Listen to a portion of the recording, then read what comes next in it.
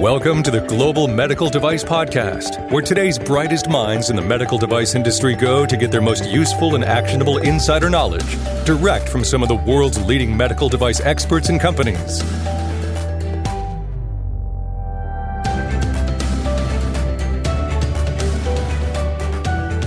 I love talking to other people who are doing podcasts in the medical device industry. Sincerely, I do. It's awesome that others are doing this.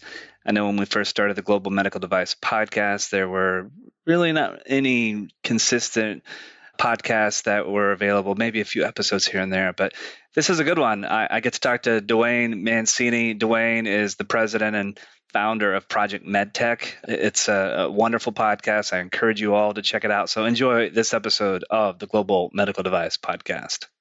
Hello, and welcome to the Global Medical Device Podcast. This is your host and founder at Greenlight Guru, Jon Speer. Today joining me is Duane Mancini. Duane is president and founder of Project Medtech. So Duane, welcome to the Global Medical Device Podcast. Hey, John, thanks for having me. Absolutely. Maybe a good place to start before we dive into a conversation today is just give folks a little bit of a background of who you are and I guess a glimpse in Project Medtech, although I'd like to talk a little bit more in depth about that somewhere along the way, but just, I guess a 30-second preview of things to come. Yeah, sure thing. So my background is actually as a chemist. That's where I'm formally trained. I have a master's in medicinal chemistry, but I got into the medical device industry about 5 or 6 years ago with a company called NAMSA. Spent some time in their biological safety department and did a lot of using chemical characterization to mitigate the amount of biocomp testing needed. And then had an opportunity to study under some regulatory folks and learn a little bit about reimbursement. And then the year before I left, I worked with a lot of startup companies on thinking about a get-to-market plan and how do you execute that in the most cost-effective manner. And now I currently do business development for Covance, as well as am the president and founder of Project Medtech. All right, terrific. Like I said, we'll dive into more on Project Medtech here in a few moments. But folks, if you want to learn more about Project Medtech, a couple places you can go. You can go to LinkedIn. There's a brief overview of the Project Medtech initiative. And then I guess the big work product, if you will, from Project Medtech is a podcast. So anywhere that you're listening to the Global Medical Device Podcast, my suspicion is you could probably find Project Medtech there as well. So check that out. So Duane, I thought we could talk a little bit about startups today. And I know you've got the sort of the biocompatibility chemistry type of background. But you get a lot of other elements of your career that are sort of interesting and intriguing from a startup perspective. Things ranging from reimbursement and regulatory and clinical. So maybe we can just dive in a little bit and talk a little bit about some of the challenges that you see from your perspective that maybe startups need to deal with or address or think about and consider. Yeah. And I think like a lot of this, and if we just go back and talk about the environment startups faced, 10 years ago, a lot of that was driven around regulatory, right? Checking a box to say, okay, here's my regulatory plan, here's my regulatory path. Once I get regulatory approval, a lot of startups just, it is what it is, but they want to exit, right? And that was what they were doing. It was just, you just needed regulatory. And I think, as when I started getting into working with startup companies, and like I said, this is probably like the beginning of 2018, we started seeing like a huge influx from startups saying, hey, I'm getting a ton of questions about reimbursement. That's what started for me was, okay, there's way more to this than just saying, here's my regulatory path. Let me go check these boxes. And then I'll get to the next investment round or I'll get to manufacturing or, what was it? So that's when I really devoted a lot of my time to learning what these startup companies actually had to do to become successful. Right. And I'm certainly not an expert on once they get to a certain point. But at that very beginning, I spent a lot of time around startups learning what they needed to do and those kind of synergies. Yeah, I think you're right. I think you're spot on. I think, go back 10 years ago or so, it seemed like the main obstacle or barrier or issue to solidify was regulatory strategy. That did seem to be the focus. In fact, I remember, and I honestly don't know if this is still the case, but back 10 years ago, for sure it was a key milestone, a funding related milestone was a 510K submission or, something along those lines, some sort of regulatory submission. That was like a moment in time where that was meaningful in that startup's journey. so that they could de-risk some of the things that they were doing, but also be fundable or seek additional investment sort of things. And I think, to your point, I mean, fast forwarding to present day, there are regulatory is still important, but I think there's a few other areas that are getting on par with regulatory. I mean, like reimbursement, I think is a real big deal. And I've chatted with some folks recently on the Global Medical Device Podcast. We went a little bit in depth about that, but why do you think reimbursement is so important for a startup to start to consider? Yeah. And so, and one thing to add to that too, and we'll get to it, and it's not just because I know what Greenlight does, but quality. And that's something I've seen in the last year. So we'll table that. But with reimbursement, in investors, it wasn't good enough anymore to say you have regulatory approval, right? I mean, there's more products coming on the market, and now it's, okay, this is great. Love the product. How are you going to get paid for it? Is this coming out of pocket? Is this coming from insurance? What does that landscape look like? And, investors aren't stupid.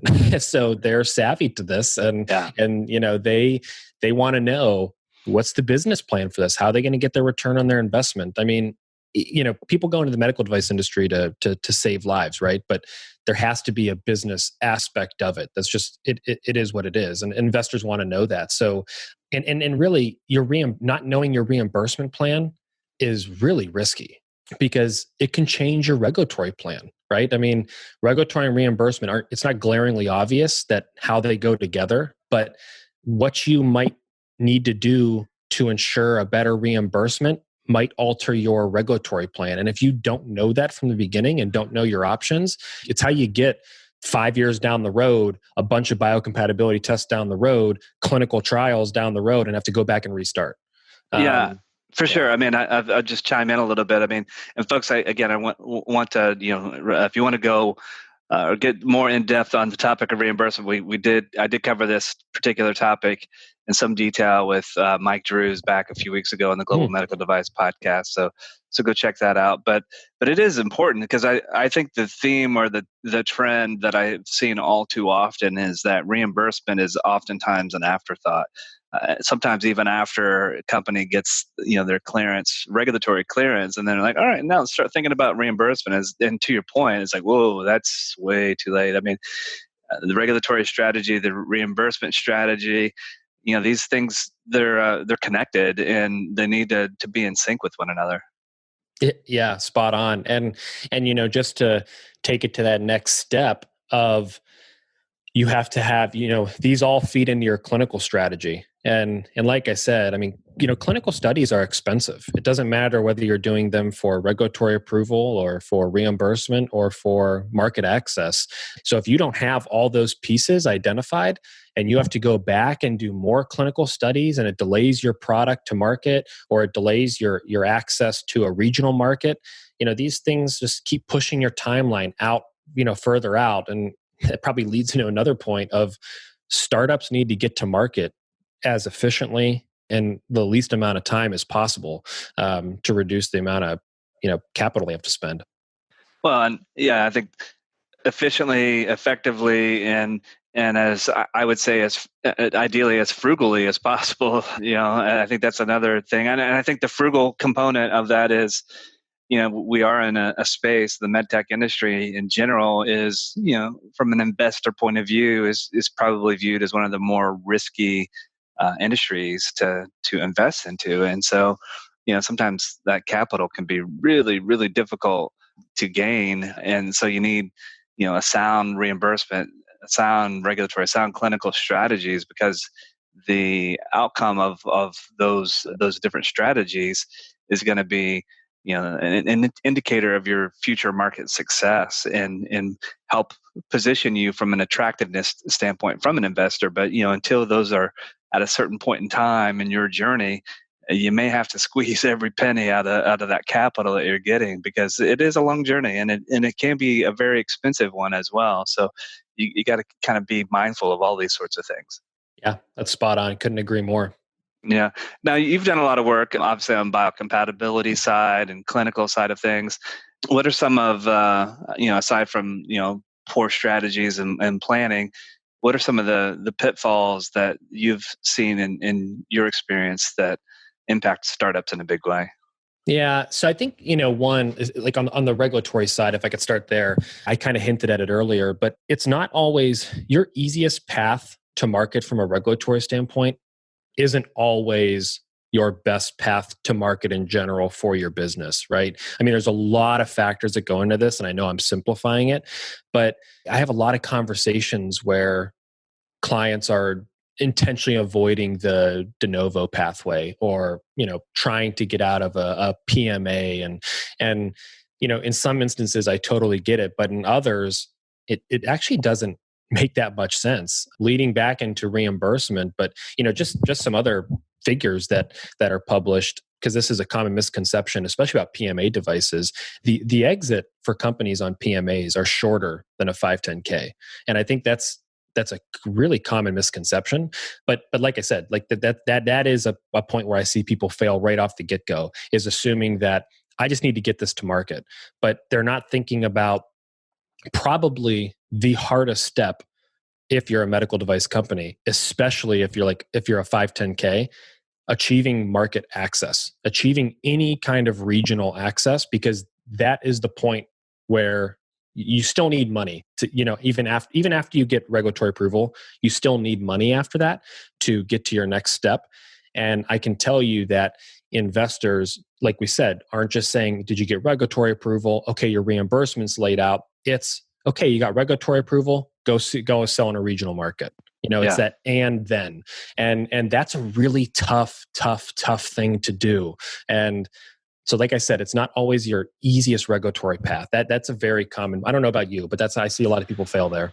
Well, I do. I mean, I remember like back early in my career, and I was working for a relatively large company at that point in time, and we would try to determine that regulatory strategy pretty early on before too much development was underway, and certainly before we incurred too many costs. And I remember on numerous occasions where we did that initial assessment or that pathway, and the response that we came up with was, "Oh, this is going to be PMA," and that was like almost a reason to kill the project. I mean, again, this company was sizable, and we had, let's just say, thousands of products on the market already.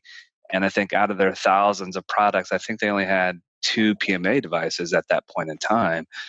So it was oftentimes viewed as a too challenging of a path to get market approval.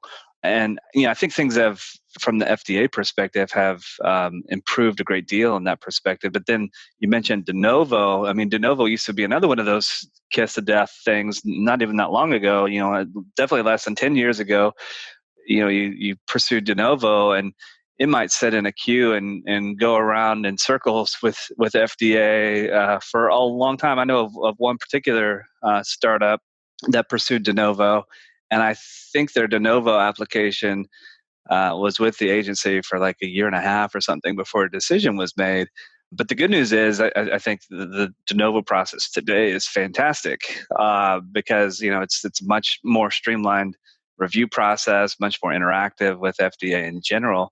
And the advantages that like de novo and PMA can provide you from a marketability perspective are huge when compared to like a 510K. Yeah, I totally agree. And I say this on my podcast a lot, and I'm not dissing 510Ks by any means, right? But if you are a de novo or a PMA, you're a market disruptor. By a regulatory standpoint, there's nothing like you on the market.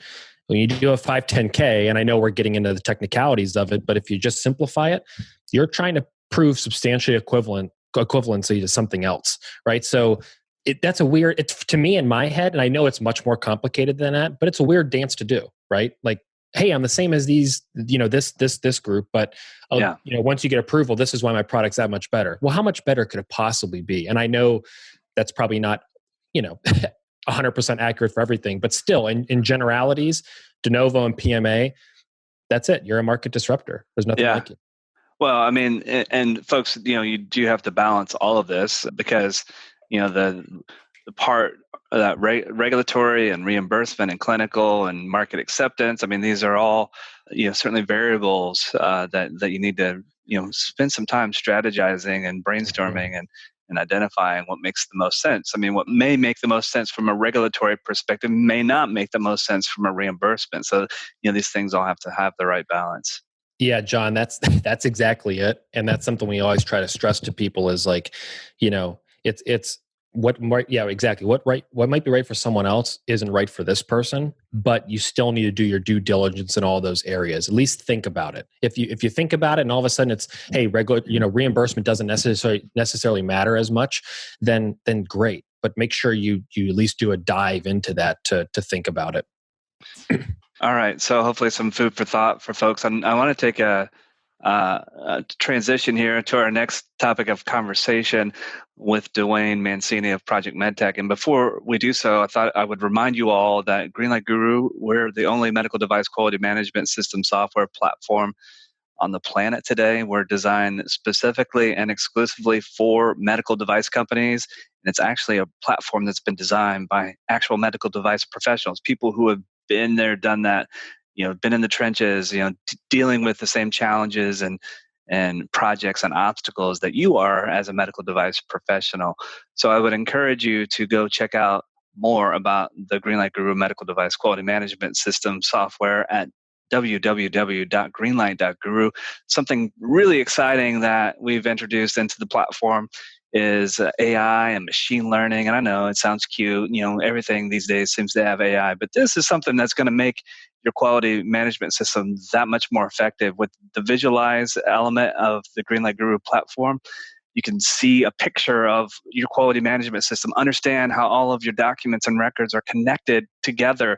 And with Halo for Change Management, this is a workflow that you engage during your change management process that will help you make sure that your changes are holistic, thorough, complete, risk averse, and address all the major issues that you're trying to do from a change management perspective. The recommendation engine of Halo will feed you information about other documents and records that may need to be incorporated in those important changes that you need to make to your business. So again, go check it out, www.greenlight.guru. So Duane, I thought we could talk a little bit more about Project Medtech and what you're doing and what it is and all that sort of thing. So give us, I guess, a little bit more depth and detail about Project Medtech. Yeah, definitely. And John, can I add one more thing too? Because you brought it up with the Greenlight Guru. Sure. That was the other thing I saw about it.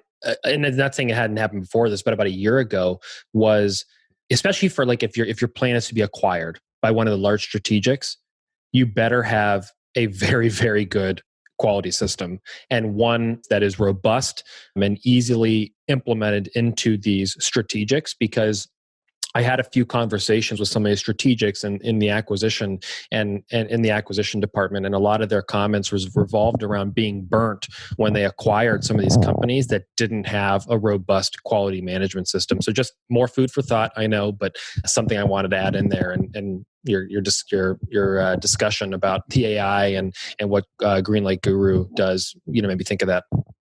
Yeah, I appreciate you sharing that. Yep. All right, so I've had a chance to dive into a little bit about what you're doing with Project Medtech. I've listened to quite a few episodes. You got some great guests, but tell us more about your vision around Project Medtech. Sure. So yeah, it started in April. I was moving in between jobs from NAMSA to Covance.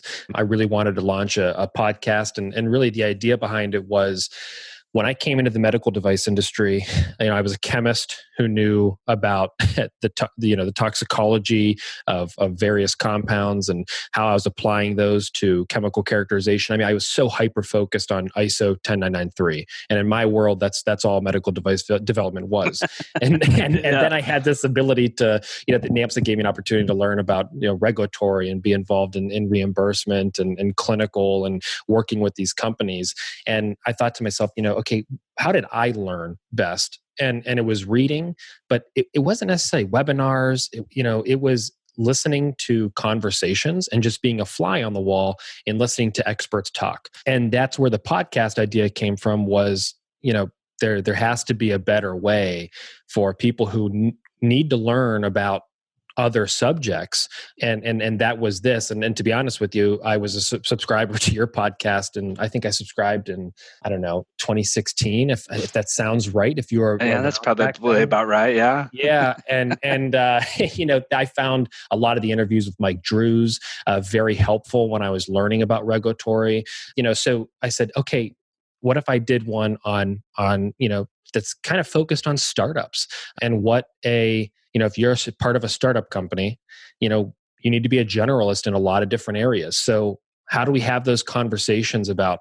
networking, about raising money, about building your board, but not from just the point, I feel like a lot of startups talk about raising money and they'll take anything. And it's like, well, how do you raise smart money? How do you build your board? Yeah.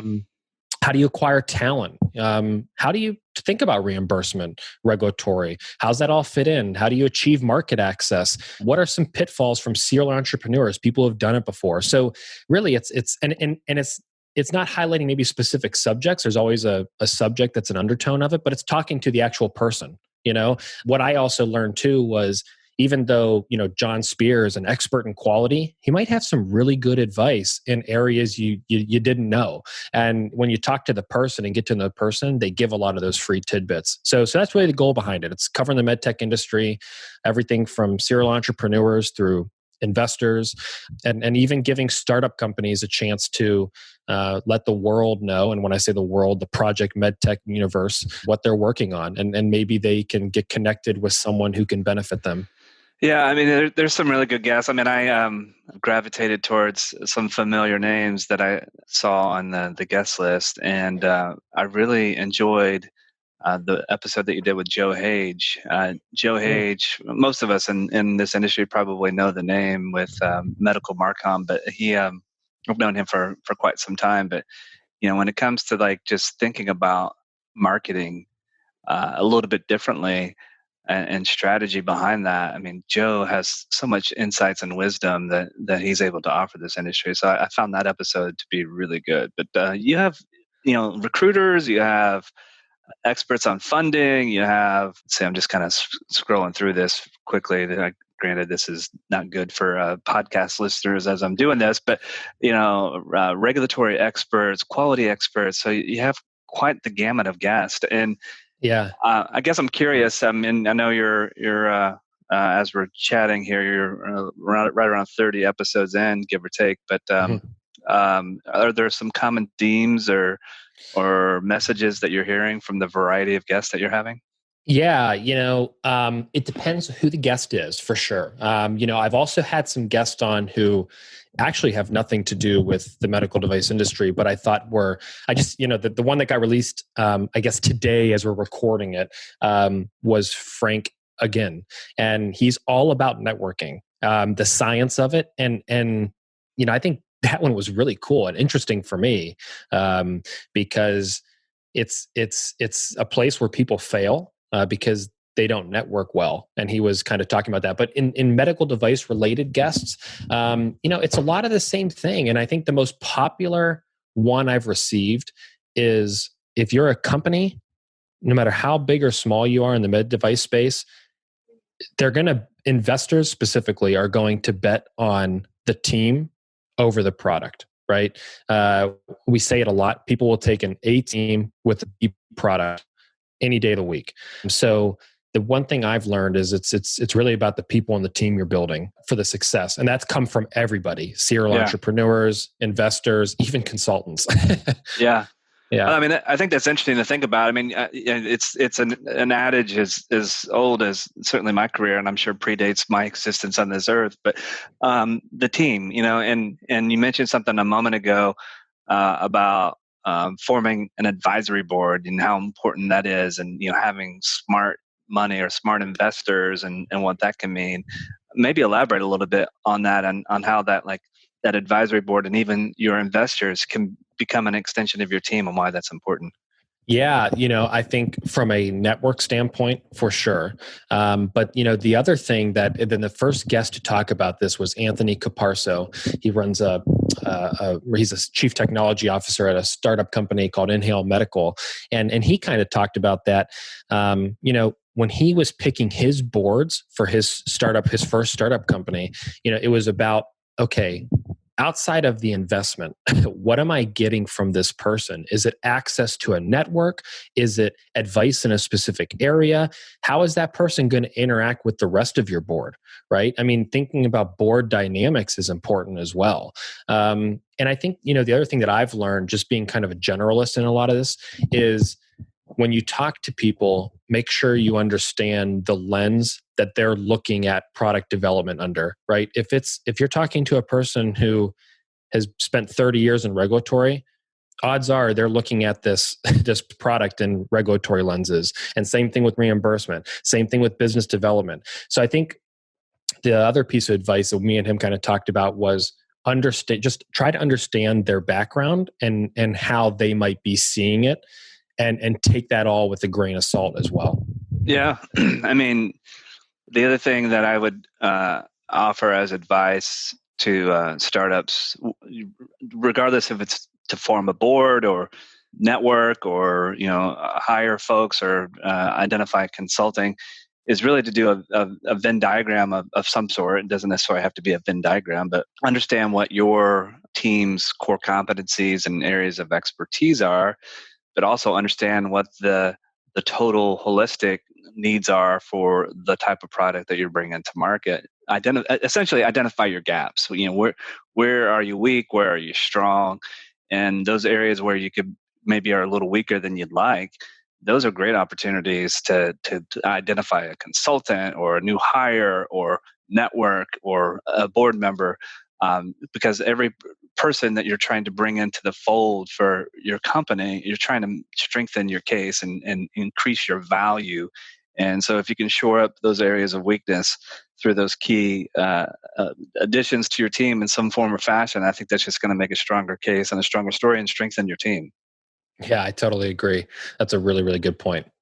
All right. So, Duane, we've talked a little bit about startups. We've talked a little bit about Project Medtech. As we wrap things up today, any final words of wisdom or key points or tips and pointers that you want to leave the audience with? Yeah, I think, the last thing in terms of tips and pointers, it's really just, make sure you're thinking about this early and often. I can't harp on that enough. And reach out to people, listen to podcasts, read literature. I mean, just do as much as you can at the very beginning to make sure you have a really clear picture of where you're going. You got to have a good plan before you can run with stuff. So I just really encourage people to do that. And sure. I think the one thing I have to say about the industry is, like I said, reach out to people. Everyone has been so friendly in the industry. It's really shocking. So I think that, and from a Project Medtech standpoint, right now we're a podcast and we're looking to expand and some other things. So stay tuned. And we have a website that will be up and running. I mean, this is really, really new for us, and me and my partner do this, on the side. So it's not, we both have full-time jobs and just trying to balance the podcast with that. But we want to bring really good content to people, and hopefully, people could be successful and make good connections. Well, so far, so good. I mean, you are delivering some excellent content, and I think you raise a really excellent point. Folks, this community, this medical device industry, it is so giving. I know I can't think of somebody that wouldn't take a call to help you advance, something that you're doing. So many people are just willing to help, and I've seen people that work at, the fiercest of competitors who at the same time, they're willing to sit down and collaborate and brainstorm, and because we all believe in the mission, the overall mission of this industry is to improve the quality of life. And what you're doing is something special and could be something that's going to save my life one day. So if there's some knowledge or that I possess or some connection that I can help make to help you do that, well, I'm more than willing to do that. I know Duane is, and frankly, I know of hundreds, probably thousands of other people in this industry who are willing to do so. So, reach out to folks. Don't be afraid to ask. Duane, thank you so much for being a guest on the Global Medical Device Podcast. Again, folks, Duane Mancini, Project Medtech. You can learn more about Project Medtech in the meantime by visiting their page on LinkedIn. You connect with Duane also on LinkedIn. And wherever you're listening to the Global Medical Device Podcast, just do a quick search for Project Medtech. You're going to find some really exciting episodes on a variety of topics that are really important to your ventures. So thank you so much for being loyal listeners of the Global Medical Device Podcast. Sorry, Duane, we're still the number one podcast in the medical device industry. I hope you pass us here soon. But thank you so much. It's because of you that we are number one. Keep sharing this with your friends and colleagues. And as always, this is your host and founder at Greenlight Guru, Jon Speer.